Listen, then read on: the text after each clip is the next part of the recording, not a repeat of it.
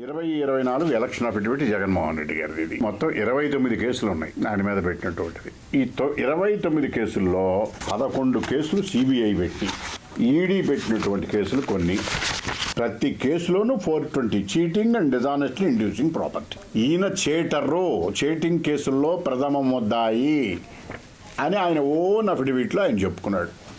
ఇది ఎవరు చెప్పలా.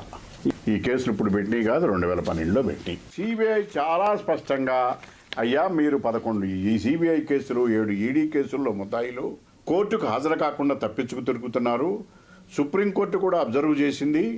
మీరు కోర్టు వాయిదాలకు అడ్డం పడి ప్రొసీడింగ్స్ జరగనివ్వటం లేదని, స్టేలు తెచ్చుకుంటున్నారని, డిశ్చార్జ్ పిటిషన్ల మీద వేసి స్టేలు తెచ్చుకుంటున్నారని, ఇవన్నీ కాలయాపన చేస్తూ న్యాయ ప్రక్రియను అడ్డం తగులుతున్నారు అన్నటువంటి విషయాన్ని న్యాయస్థానాలు, సిబిఐ పదే చెబుతుంది.